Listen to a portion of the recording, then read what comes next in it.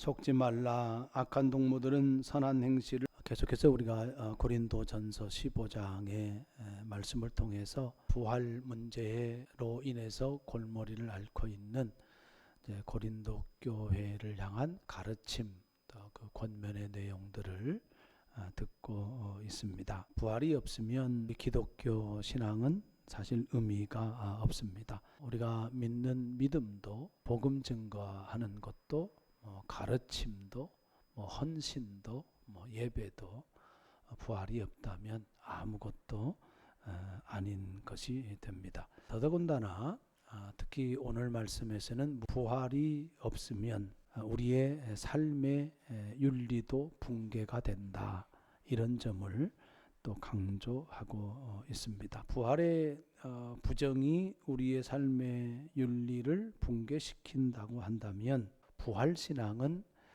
우리의 삶의 윤리를 더욱더 의롭게 한다, 이렇게 역설적으로 생각을 해볼 수 있습니다. 사도 바울이 말하고 싶은 요지는 뭐냐면 바른 신학이 있어야 된다, 바른 신앙관이 있어야 된다 하는 거고, 두 번째는 그런 바른 신학, 바른 신앙관이 바른 삶으로 이어진다, 그것을 강조하고 있는 겁니다. 자, 먼저 고린도 교회에 참 이상한 일이 벌어졌습니다. 29절에 소개되고 있는데요. 만일 죽은 자들이 도무지 다시 살아나지 못하면, 부활이 없다면 그 말이에요. 죽은 자들을 위하여 세례를 받는 자들이 무엇을 하겠느냐? 어찌하여 그들을 위하여 세례를 받느냐? 뜬금없는 세례 이야기가 나오는데, 그 세례를 누구를 위해서 받는다고요? 이미 죽은 자들을 위해서 받는다. 신앙 고백 없이 죽는 사람들이 있잖아요. 심지어는 가족 중에 불신자가 있었을 거란 말입니다. 면 그 불신자가 죽었어요. 근데 그들을 위해서 대신 세례를 받았다. 고린도 교회의 상황이 죽은 자들을 위한 대리 세례 행위가 있었다. 부활이 없다고 주장하는데 부활이 없는 죽은 자들을 위해서 대신 세례를 받는 것, 논리적으로 앞뒤가 안 맞는 말입니다. 죽은 자들을 위하여서 세례를 받는다는 이야기는 내가 받는 세례를 통하여서 죽은 자들에게 영향을 미치겠다는 뜻이잖아요. 이미 죽은 자들은 영생을 받든지 아니면 영벌에 처하든지 둘 중에 하나일 것인데, 영벌에 처할 자들이 대신 세례를 받는다고 해서 영원한 하나님의 나라에 들어갈 수가 있느냐? 그렇지를 못한단 말이에요. 그런데 그런 행위를 지금 고린도 교회가 하고 있는 겁니다. 부활이 없다고 하면 당연히 세례를 받는 것이 의미가 없는데, 부활이 없으면서 세례를 받고 있단 말이에요. 그러면 대리 세례 행위는 부활을 전제해야 옳은 거잖아요. 모순이다는 거예요. 그러니까 사도 바울이 하고 싶은 말은 뭐냐면, 죽은 자들을 위한 대리로 세례를 받는 행위가 적절하냐, 이것을 따지고 있는 것이 아니고, 지금 너희들이 부활이 없다고 하면서 죽은 자들을 위해서 세례를 받는 것은 모순이다, 그것을 지적하고 있는 겁니다. 부활은 확실하게 있다, 그 말을 강조하고 있는 겁니다. 자, 그런 상태에서 사도 바울이 또 어찌하여 우리가 언제나 위험을 무릅쓰리요 이야기합니다. 우리라고 하는 이야기는 사도 바울 개인이 아니고 사도 바울의 선교 동역자들이 많지 않습니까? 그런 사람 포함한 거죠. 바울과 바울의 선교 동역자들이 위험을 무릅쓰고 복음을 전한 거란 말입니다. 복음을 위하여서 헌신하고 희생한 것을 강조를 하면서 나는 날마다 죽는 삶을 살고 있어, 그것을 말씀하는 거예요. 이것은 사실은 대비해서 생각해 봐야 될 지점입니다. 고린도 교회 안에 부자들이 있었잖아요. 스스로 상류층이라 생각하고 거기에서 자유함을 누리려고 했었던 사람들이 있었단 말입니다. 그런 사람들은 쾌락을 추구하기도 하고 편의를 추구하기도 하고 불편한 것을 못 참는 거예요. 편리함을 추구하고 육신이나 마음의 평안을 위해서 교회 공동체 생활을 하는 사람들이 있었단 말입니다. 누구하고 대비가 되는 거예요? 사도 바울과 사도 바울의 선교 동역자들과 대비가 되는 거죠. 사도 바울은 복음을 위하여 헌신하고 희생하고 복음 때문에 핍박받고 복음 때문에 죽을 위기를 넘기고 복음 때문에 수천 킬로미터를 걸어가서 선교 사역을 했단 말입니다. 그런데 고린도 교회 일부 부유층의 그 기득권을 갖고 있는 성도들은 뭐 하고 있는 거예요? 즐기고 있는 거예요. 그들은 복음을 소외시키고 있는 겁니다. 사도 바울이 왜 이렇게 살았어요? 너희들은 지금 놀고 먹고 마시고 즐기고 있어. 그런데 우리는 복음을 위하여 죽을 고비를 넘기고 핍박을 당하고 가르치고 그런 일을 하고 있어. 왜 우리가 복음 때문에 희생을 하고 복음 때문에 헌신을 하는 줄 아냐? 세계 열방을 돌아다니면서 예수 그리스도의 십자가의 복음을 전하고 있는 줄 아냐? 왜 내가 날마다 죽는 삶을 살고 있는지 너희들 알고 있는 거냐?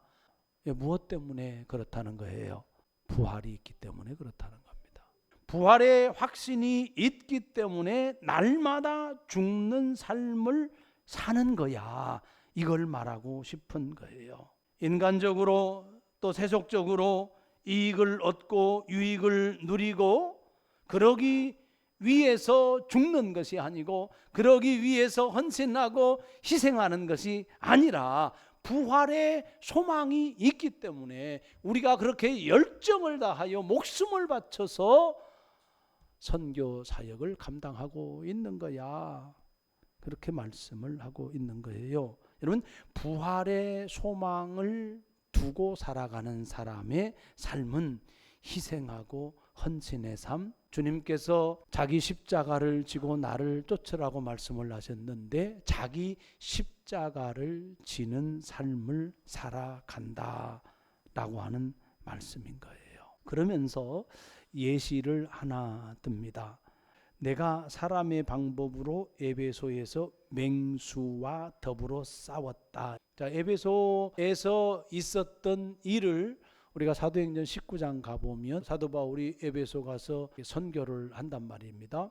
가르치고 또 능력을 행하고 그래서 귀신이 쫓겨나고 또 마술사들이 회개해가지고 마술책을 불로 태워버리고 그 에베소에 아데미 여신상이 있습니다. 이것을 만들어서 파는 사람들이 있어요. 그것이 자기들의 수입원이 된단 말입니다. 느닷없이 사도 바울이라고 하는 사람이 자기 도시에 와가지고 마술을 하는 사람들이 회개해서 마술책을 불태워버리고 그러면 자기들의 본업, 산업에 영향을 미치는 거예요. 이 복음의 능력이 그 사회에 영향을 미쳤단 말이에요. 그랬더니 사람들이 폭동을 일으키게 되어져요. 소요를 일으키고 사도 바울의 동역자를 끌어다가 연극장에 가두어 버리고 사도 바울이 거기를 가려고 그래요. 어떤 일이 벌어질지 모르잖아요. 죽을 수도 있단 말입니다. 그래서 그 사도 바울 일행이 사도 바울 가지 못하도록 만류하거든요. 이것이 에베소 지역에서 선교를 하다가 당했던 일이에요. 그 일을 맹수와 싸웠다. 그렇게 표현을 하고 있는 겁니다. 왜 죽을 위험을 감내하고 그들과 그렇게 맞닥뜨렸느냐? 부활의 소망이 있기 때문에 그렇다. 그 말입니다. 여러분, 계속해서 강조하지만 부활이 있느냐? 이 사실을 믿고 신앙생활을 하느냐? 이게 매우 중요한 겁니다. 부활에 대한 소망이 있다면 우리가 자기 부인의 삶을 살아가고 있는가? 부활의 소망 때문에 복음에 헌신하고 복음 때문에 희생하는 삶을 살아가고 있는가? 라고 하는 질문인 거예요. 21세기를 살아가는 과학의 시대에 사람이 우주를 날아다니는 이 시대 속에서 부활, 죽은 사람이 부활한다고, 부활한 예수 그리스도 그리고 우리의 부활의 소망을 두고 이 땅에서 헌신하며 희생하며 자기를 부인하는 십자가의 삶을 산다고 우리 그리스도인들에게 던져주는 메시지예요. 이 세상을 우리가 살아나갈 때 과연 종말의 삶을 살아가고 있는가? 내일 예수님이, 아니 지금 예수님이 당장 재림한다라고 하는 그 재림의 신앙 속에서 우리가 살아가고 있는가라고 하는 질문이기도 한 거예요. 내 생애에는 재림이 없을 거야. 그 장담할 수 없는 거잖아요. 예수님이 부활하신 이후에 2000년 돼도 예수님이 재림 안 했는데 내 생애에 예수님의 재림이 있을까? 아마 없을 거야. 아니 재림에 대한 생각조차도 별로 안 하고 우리가 신앙생활 할 수 있단 말이에요. 여러분, 이상한 잘못된 종말론을 주장하는 사람들만의 것으로, 그런 메시지로 우리가 재림신앙을 갖고 있으면 안 되는 거예요.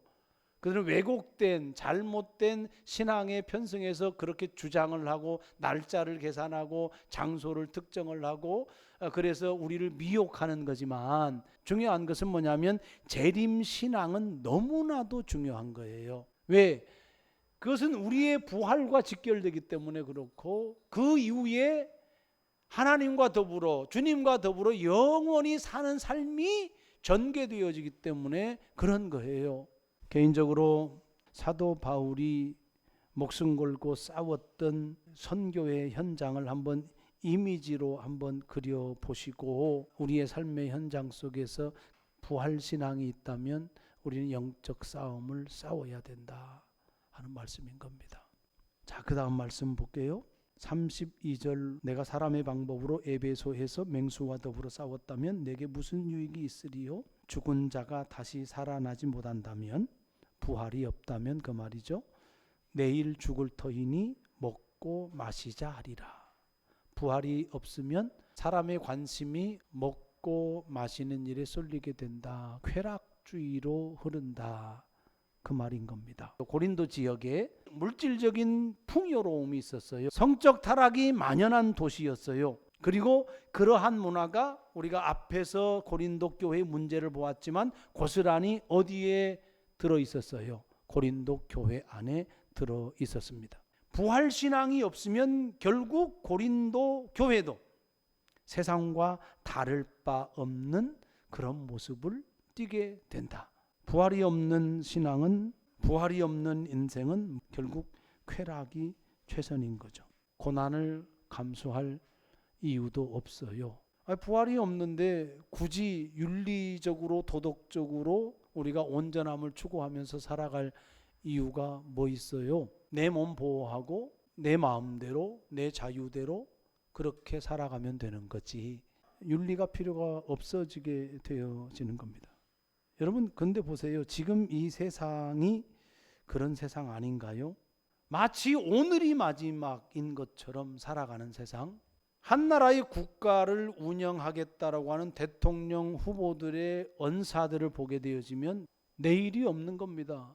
자기가 대통령 되려고 다른 사람 죽이는 거예요. 그것이 세상입니다. 부활이 없으면 회개가 필요가 없죠. 절제의 미덕 필요가 없는 거죠. 내가 왜 굳이 희생하면서 사랑을 해야 돼? 필요가 없는 거죠.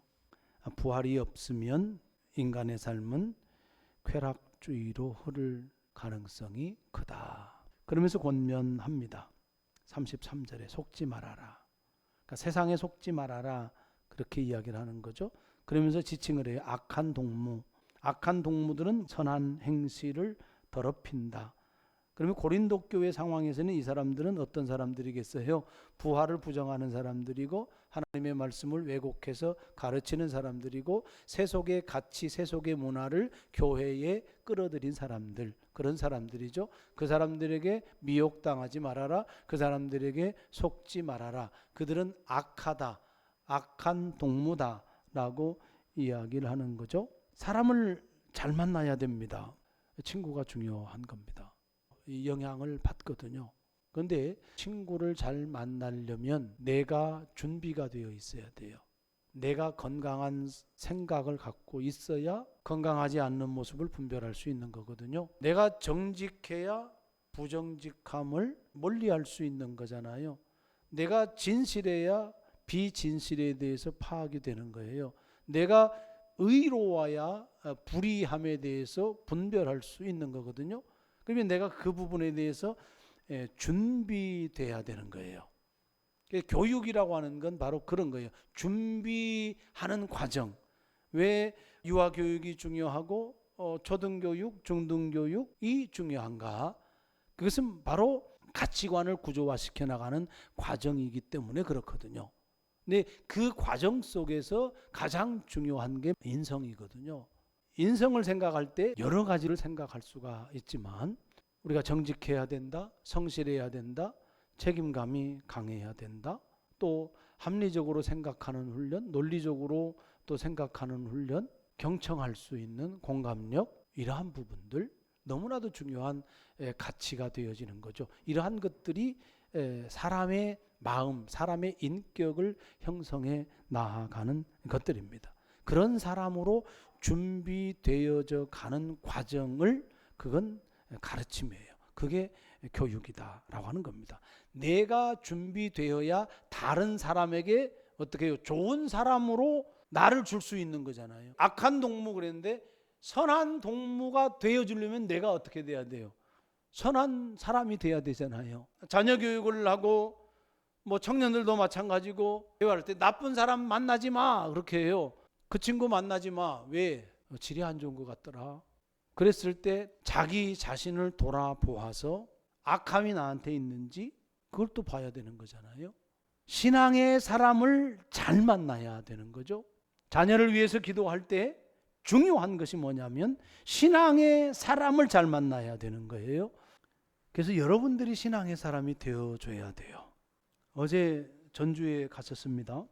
다 일을 마치고 칼국수를 좋아해서 칼국수 집에 들어갔어요. 여학생인데 두 아이가 와서 칼국수를 시켜 먹더라고요. 참 보기 좋고 또 자식 같고 그래요. 먼저 먹고 계산을 하고 나오고 뒤늦게 저는 화장실을 갔다가 나오는 길에 그 아이들에게 물었어요. 맛있니?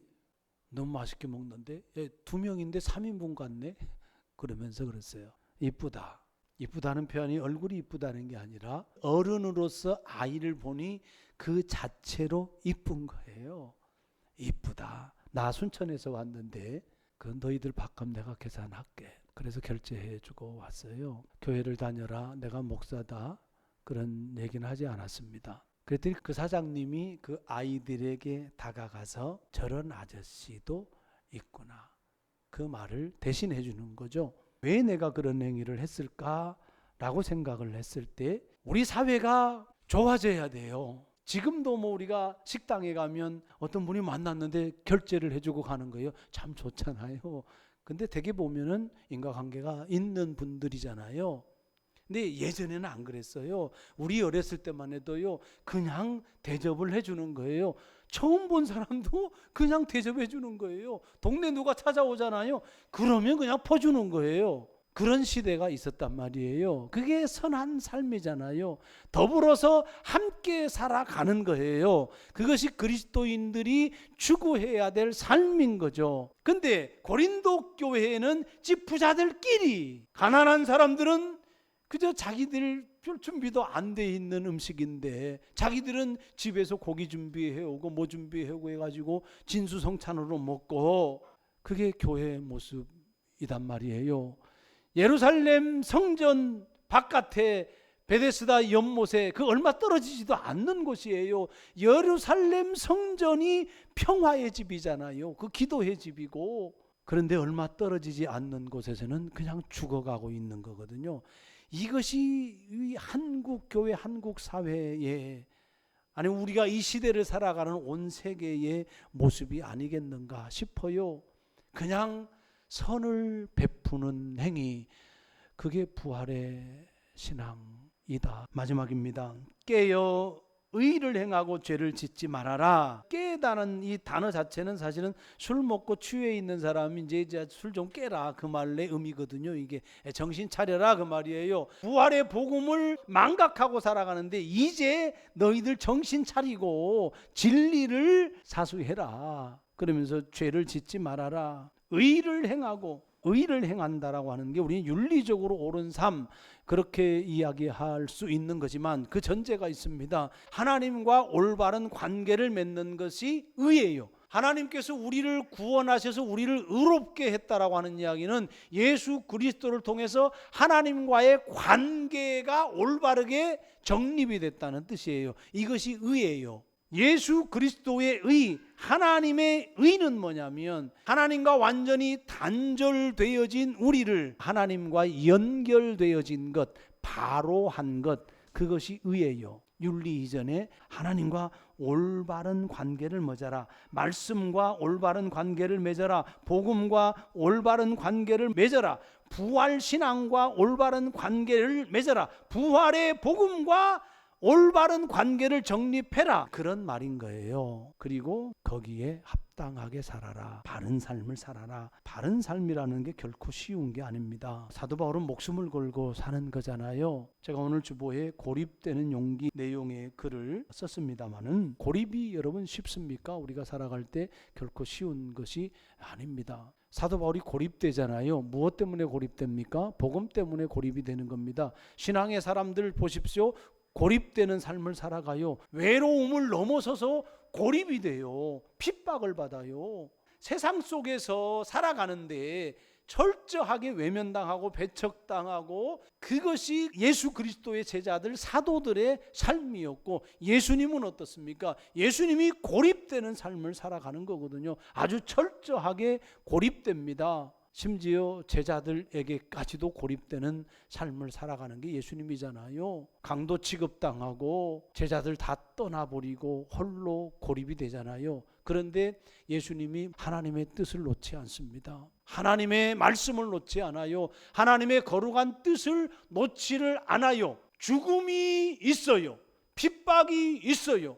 고립은 언제나 그런 두려움이 있는 거예요. 사람이 나를 떠나요. 두렵잖아요. 친구들이 나를 떠나요. 그거 못 참는 거거든요. 두렵거든요. 고립은 두려움이에요. 근데 두려움과 함께 살아가는 것, 그게 용기예요. 부활의 복음이 이렇게 강력합니다. 두려움을 회피하지 말고 두려움을 안고 십자가의 짐, 옳은 삶을 살아라. 바른 삶을 살아라. 의를 행하는 부활신앙. 부활신앙은 의를 행하는데 그 의에는 고립이 따르고, 그 고립은 반드시 두려움 앞에 우리를 세웁니다. 어떻게 하겠어요? 그때 우리의 진정한 신앙이 드러나요.